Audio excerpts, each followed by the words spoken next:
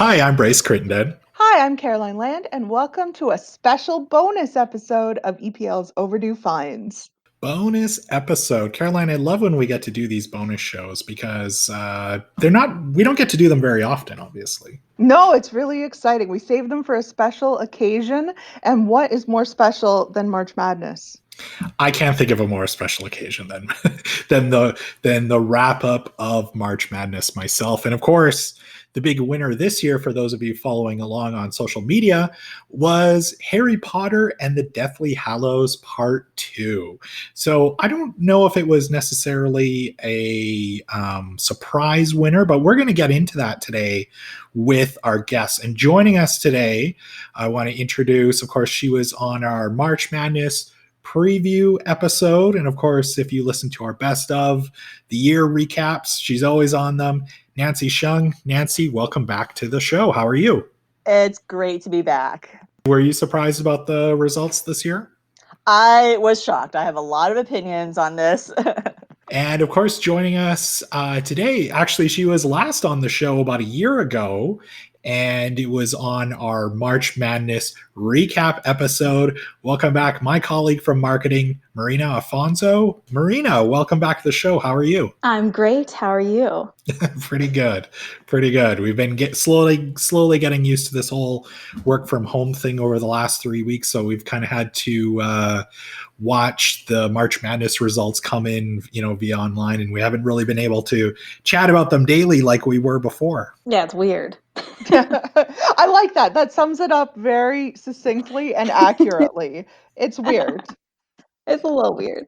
So now that the second annual EPL Overdue Finds March Madness tournament is over, we wanted to get everyone's thoughts on the winning title, the upsets, and all of the best moments from the last month. Yeah, and of course, before we get started, we want to send a big thank you to everyone who played along and voted with us over the last 4.5 weeks.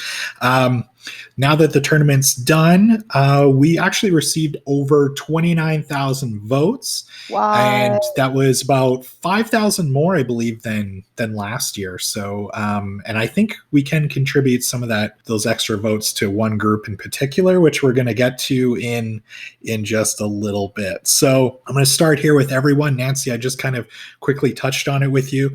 How surprised were you that Harry Potter and the Deathly Hallows won? I have so many regrets. Why did we allow this into the bracket? I remember way back when it was Marina's idea, because she was like, technically part 2 does fall into the 2010s. And at that time we were innocent. We were like, I guess that's true. Why not? I didn't foresee this. There were a lot of just shocking upsets. Honestly, this was one of the best entertainment pieces of March, because every time something got knocked out of the running, I was just like, oh no. My blood pressure, like, ooh, sometimes I'm like, am I sick because of COVID, or am I sick because I'm shocked? I don't know. So Nancy touches on a really important point, which is that Harry Potter and the Deathly Hallows Part 2 almost did not make it into the March Madness, right, Bryce? That's right.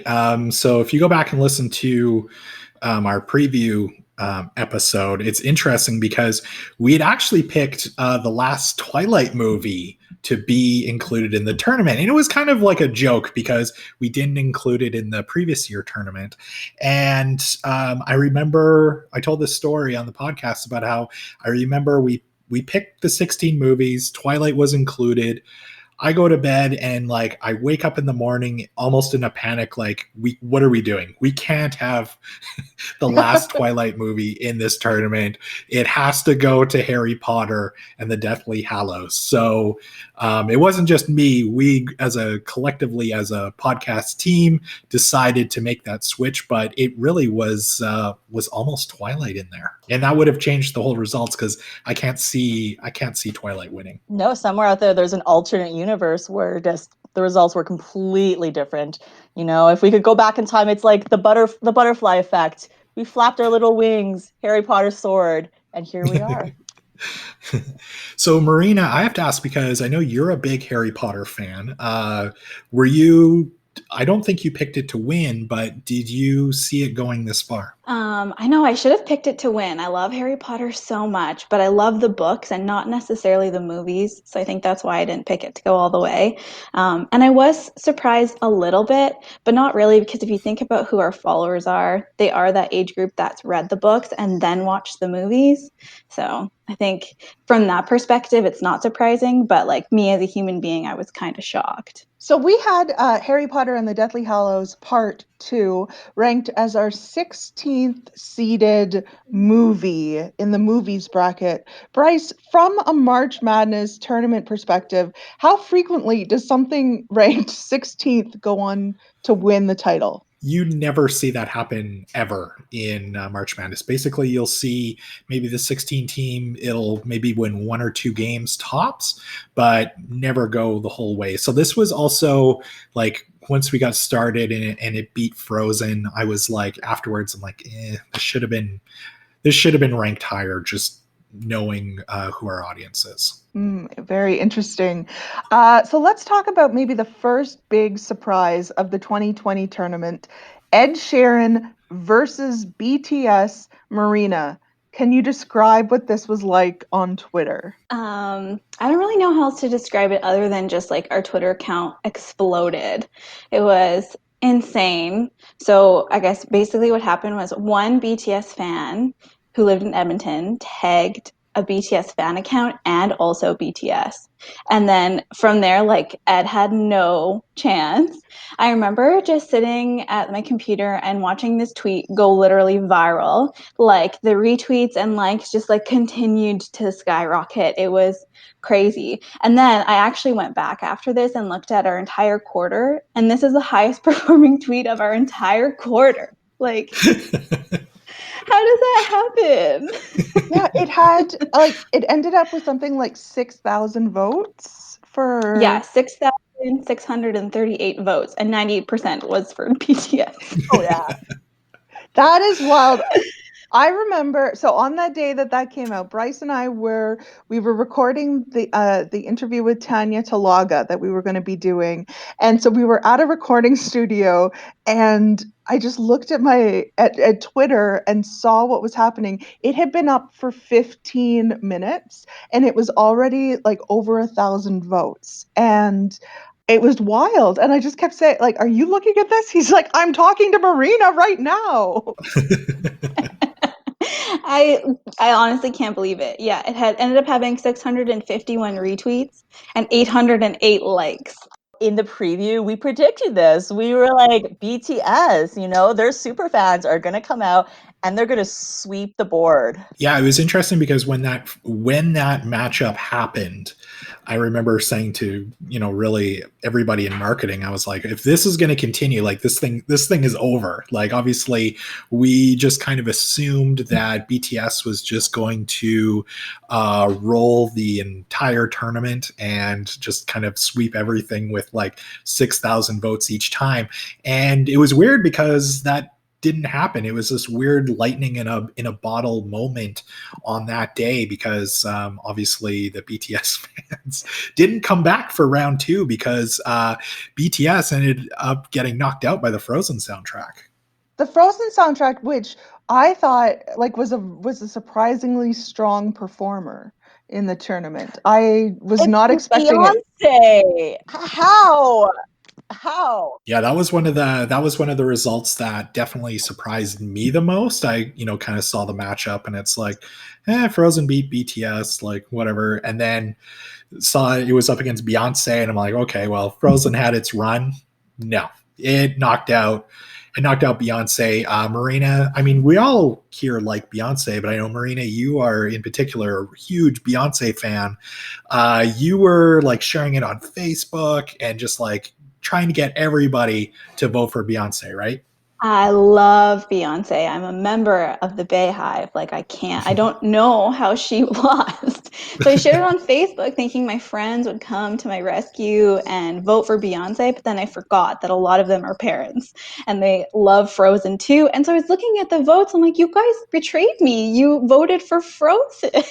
Yeah, there's a very specific kind of betrayal that is when you share the contest on Facebook and say, friends, please vote. This is my pick. I need this to get through. And then they go and vote for the other person.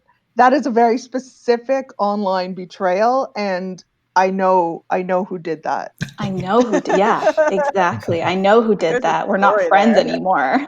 Yeah.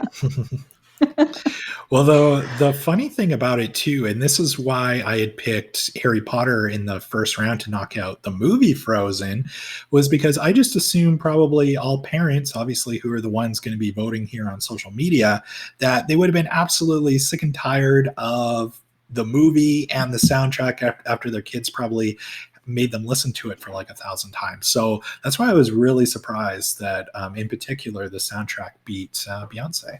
I have a theory here. I think, as a parent, as a human being, as anyone who has at least once heard a song from Frozen, and especially those who have heard it 600 times, you want to look back at that time in your life and be like, yeah, those 60 hours I spent were worth it.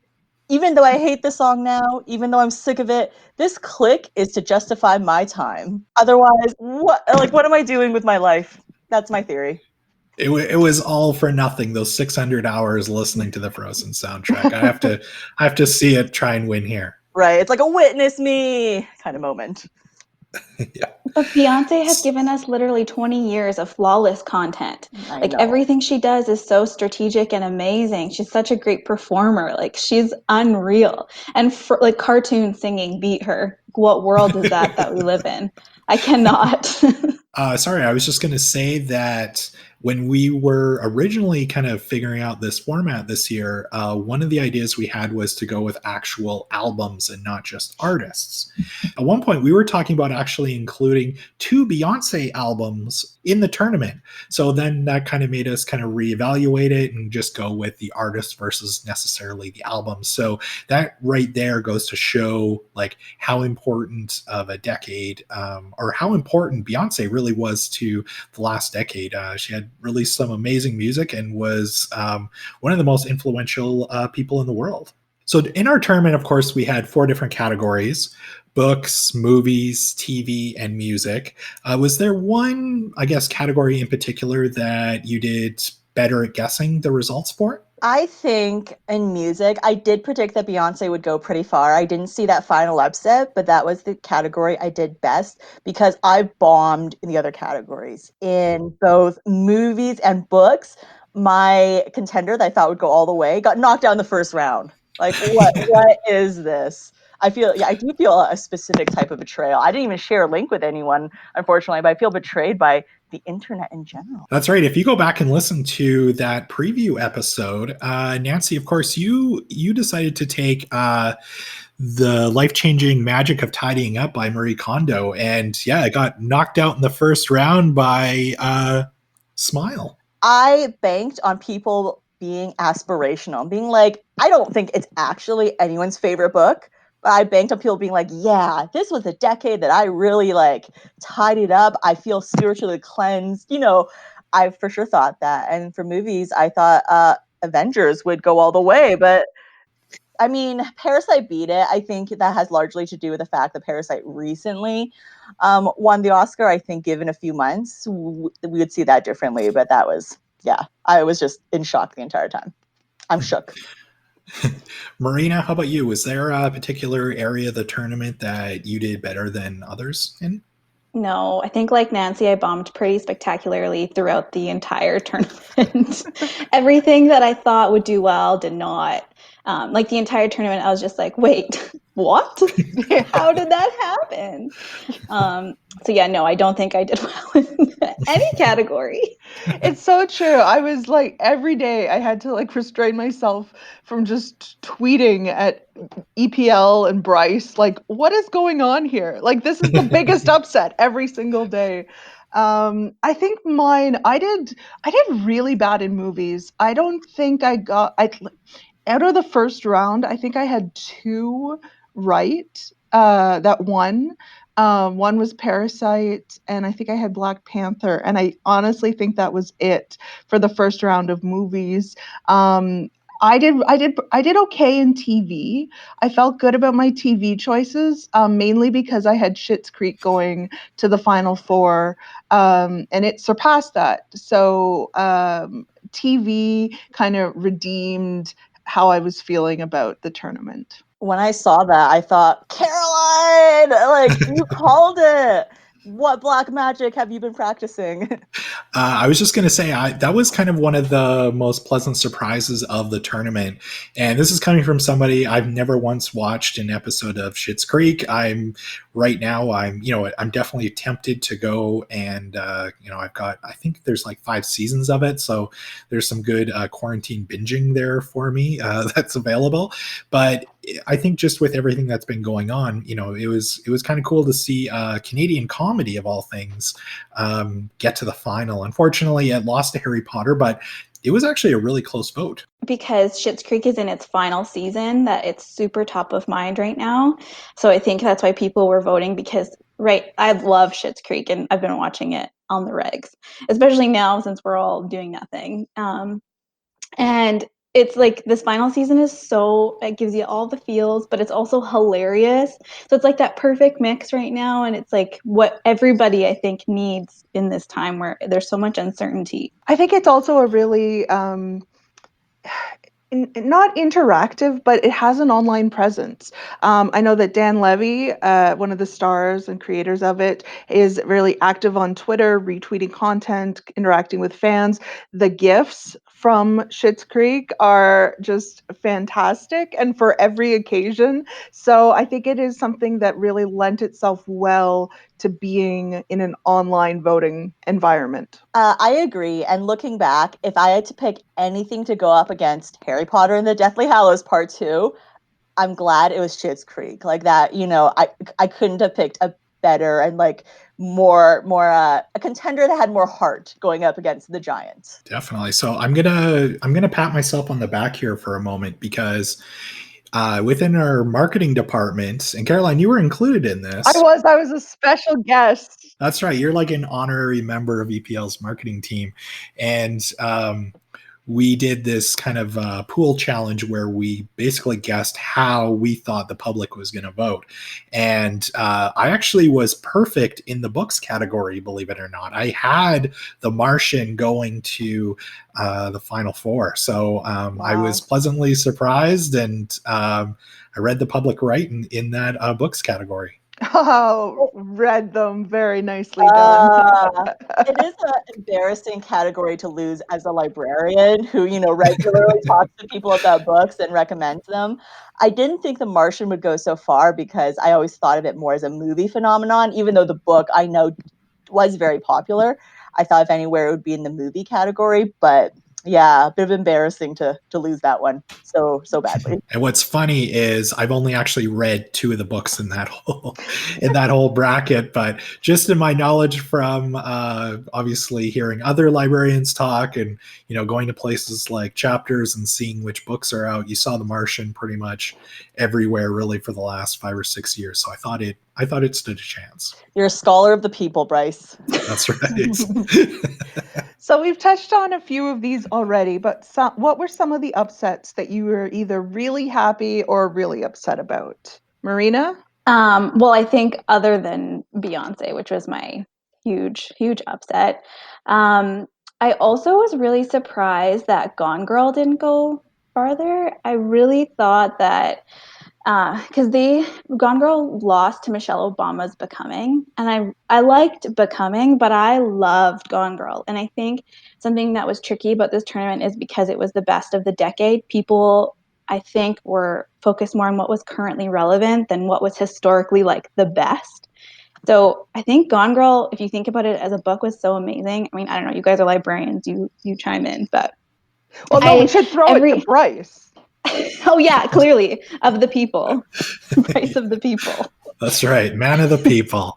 I was actually a little surprised too. Obviously, I taken Becoming just because I think I was looking at how recent it was.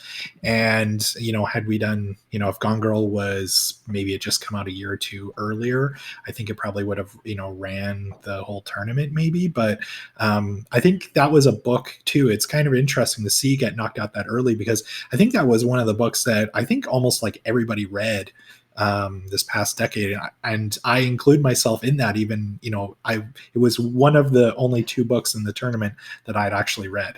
Wait, which is the other one? It was the one he was matched up against in the first round. I'll Be Gone in the Dark. Nancy, how about you? Obviously, you touched on Marie Kondo book being knocked out in the first round. That was a big upset for you. Was there any other upsets that really disturbed you, I guess? I was agog, and I don't use that word lightly. I was agog when Downton Abbey knocked out Game of Thrones. I really thought Game of Thrones would sweep the entire thing. It's been such a dominant force this past decade. Everyone's seen it, or at least knows something about it. Such water cooler talk. Whereas I can't remember the last time someone was like, hey, what do you think of the last episode of Downton Abbey? Which I also really enjoy. Like, this is not about its quality. I think, both are excellent shows. I was just really surprised though that such a cultural zeitgeist like Game of Thrones got knocked out. Although Downton Abbey does have a new movie out, so that's one thing that may have helped it out. But yeah, that for me was the big shock. Let's say Vegas odd makers are kind of creating some odds for this tournament. I can guarantee that Game of Thrones probably would have been the odds-on favorite to win the entire thing. So that one for me, I kind of thought it was going to be close, but when I saw Downton Abbey knocked out Game of Thrones, I was disappointed by that one. I also think too, kind of Marina and I may have touched on this earlier, but I think a lot of people were really disappointed with that last season and how the show ended. And I think, unfortunately, that may have played into the way some people voted. Absolutely. And I think, justifiably so, because not to make this about Game of Thrones, but that last season was terrible. Caroline, how about you? Was there, besides Beyoncé, was there anyone else, any other upset that really bugged you? Well, it felt like every day there was something. But looking back on it, I think I definitely underestimated John Wick as a movie. It made it all the way to the Sweet 16. Is that what it's That's called? Right. Oh, look Yes. at me. So which was pretty far before getting knocked out by Black Panther. And I did not see that happening. So John Wick was definitely a strong performer that I did not anticipate. Some of the music ones as well. There were many where I loved both of them. So it might not have been the person that I voted for, but I was still okay with the winner. I do want to point out, Bryce, that both of our Rick and Morty picks were knocked out in the first round. Yeah, that was tough. Of course, if you go back and listen to that preview episode, I, of course, campaigned hard to put Rick and Morty in the tournament. Caroline campaigned hard to put Carly Rae Jepsen in the music category. Both of those picks, unfortunately, were knocked out in the first round. I can say that I did vote for Rick and Morty, even though I knew it was going to lose up against Breaking Bad in the first round. But that's okay. I was happy to see it just be included anyway. Speaking of Breaking Bad, can I jump in 1 second? I was, in terms of like a delightful shock, when the Great British Baking Show, no, the Great British Bake Off beat Breaking Bad. Oh, so such a tongue twister. I was like, so on one show they cook meth, on the other they cook cake. All right, I was just like really happy to see that. Like, it was like the world made me happy. Yeah, that was one of those results too, where I think I went on Twitter and I was like, "What the hell, people?" And then I think it was Meg DeForest, who's part of who's one of our editors on the show and has been on the show in the past. She mentioned, and she had a really good point. She said, based on with everything that's going on in the world, sometimes people just want to watch somebody make some bake some great desserts. So I get it. Breaking Bad is a little bit of a downer, but it's such a great show, though. I know, but it was like, yes, sunshine and joy and friendship and cooperation wins the day. Like a little tear kind of trickled down my Aw. face.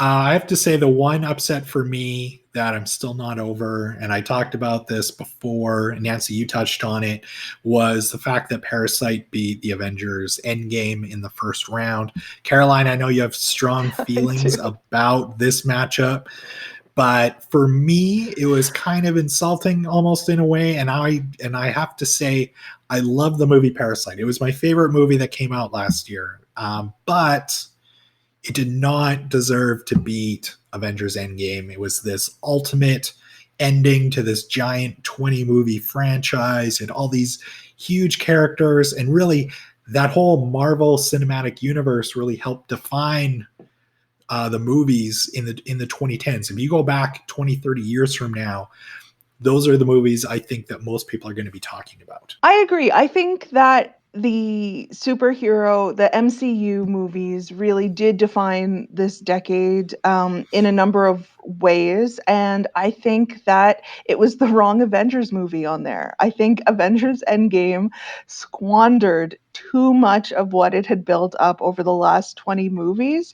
If this was the original Avengers, I would have been voting for it in a heartbeat. And I think it would have done really well. Do you think it would have beat Parasite, though? I don't know. My predictions were wrong on everything else, so I don't. I'm not even going to venture a guess on what would have happened there. So, can everyone share who they originally picked to win, and when did you know that you were in trouble? So, Nancy, obviously we touched on yours already, but can you remind listeners what you picked to win the whole thing? I picked Marie Kondo's The Life-Changing Magic of Tidying Up, and it got knocked out right away. So I was like, this entire thing is fake. It's illegitimate. Marina, how about you? I had Beyoncé going all the way. And I think I really knew I was in trouble when Beyoncé was up against Lizzo, who, for the record, is also amazing.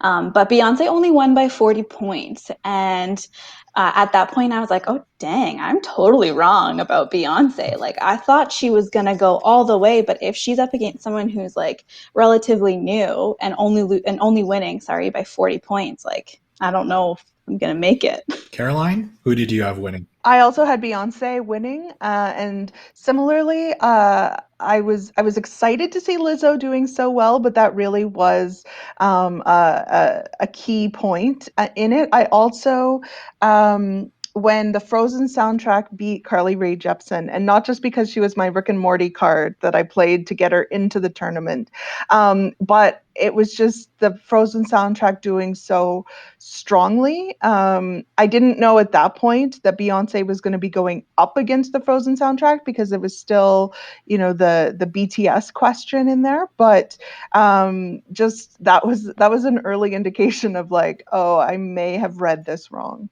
What about you, Bryce? Yeah, so obviously I had Game of Thrones winning the whole thing, and I actually got really nervous, believe it or not, in the first round because it was matched up against Orange is the New Black. And now, obviously, Game of Thrones won that matchup, but it was actually closer than I thought. Like, I honestly was expecting like a 90 to 10% kind of voting type thing. I don't have the numbers in front of me right now, but I think Orange is the New Black actually ended up doing quite well on Facebook. And I think it might have been like a 60-40 type thing. So when I saw that Game of Thrones didn't really run through Orange is the New Black, I was like, I think this show might be in trouble. If you could reverse one of the results in the tournament, which one would it be? Nancy, are you having Marie Kondo win that first round matchup then? No, the most strategic choice, I think, if I could, change one result, is I would have had Frozen beat Harry Potter and the Deathly Hallows Part 2 in that first round, because it could have led to the ultimate final matchup, Frozen the movie versus Frozen the soundtrack. How do you even pick? I wanted that to happen so badly. There were a couple ones that were represented in different categories, and I wanted there to be some kind of face-off. Exactly. That's right. I thought maybe, in a different world, we would have seen that Crazy Rich Asians matchup Final Four matchup in the books and movies category, because obviously both were included in the tournament. And even on the website when we were previewing it, that was one of the lines I used was like, is Crazy Rich Asians better as a movie or as a book? So we didn't quite get that matchup, but that would have been kind of cool. Marina, how about you? If you could reverse one result. I think I would have gone, because I had Gone Girl going pretty much all the way, like going up against Beyoncé. I just love that book so much. So I think I would have loved for that one to win instead of Becoming. And other than that, obviously, if Beyoncé could have beaten Frozen. We also haven't touched on how Adele won the music category, which I think is kind of amazing for someone who's not really relevant right now. Yeah, no, it's been a while since she released an album. I want to say like, I don't know, I could be wrong here, like 4 or 5 years, isn't it? Yeah, because she retired, right? I think so. Yeah, but I do know she was having, I don't want to say like health issues. I think there was something with her vocal cords, and I know she had to stop touring for a little bit. So I think maybe that was why. Maybe there's been a little bit of a lapse in music as well. But yeah, you're right. It was interesting to see. We had Adele ranked as number 2 in the music category, but at the same time, I kind of thought it might run up against like, it beat Rihanna, it beat Taylor Swift, and it beat some pretty big artists to go on to the Final Four. No, I didn't see Adele going that far. I think if I could reverse one, I would pick Rihanna to win over Adele. I think that would have been more interesting to see the matchups that kind of came after that. Adele really was like front loaded into the decade. Like you could think back to, there were so many singles off of was it 22? No. 21. See, 21. Yeah, see, I can't even draw it back right now. But when you think, like, there were just so many songs that were everywhere. Yeah, I think Adele was definitely a surprise for me. If I could reverse any decision besides the Avengers Parasite one, it actually would have been, I would have loved to have seen John Wick beat Black Panther in kind of the Sweet 16 tournament, and then be matched up against Harry Potter in the movies final. I still think Harry Potter would have won, but I think John Wick would have surprised everyone and put up a pretty good fight up against Harry Potter. See, I don't even think of it as John Wick. I just think of it as Keanu Reeves. Like it's not John Wick versus Harry Potter. It's Keanu Reeves versus Harry Potter. And Keanu would have a good shot, I think. Yeah, absolutely. As we wrap up here, does anybody have any final thoughts on the 2020 tournament? It was truly a roller coaster ride. I learned so much about myself, namely that I cannot accurately guess anything. There were highs, there were lows, there was the gnashing of teeth. It was really fun. Marina, anything from a social media standpoint? Yeah, I think what was so interesting so usually I feel like I can kind of guess where our social media followers are going to vote, like which wave they're going to ride. And this time I could not. I had no clue. I was totally on a different beach, different country, like not even on the same wavelength at all. So it was just so surprising. Last year, I felt like it was more predictable. This year was zero. Like, how did Schitt's Creek end up against Adele? Like, it's just wild. Yeah. It reminded me last year of our matchup between Schindler's List and Guardians of the Galaxy. How do you predict? Which is still one of my favorite. I remember going on Facebook that day and seeing one of the responses. Somebody was just like, what's going on here? It's definitely my favorite random matchup of the March Madness tournament so far. So, Caroline, any last words regarding the 2020 tournament? It was a journey. As Nancy said, I think we all learned something about ourselves during this. There was excitement, there was happiness, there was sadness, there was betrayal. And I'm really looking forward to the 2021 tournament. Yeah, me too. This has become one of my favorite things to work on over the last couple of years now. And I know Caroline and I, we do have some fun ideas that we might do for next year's tournament.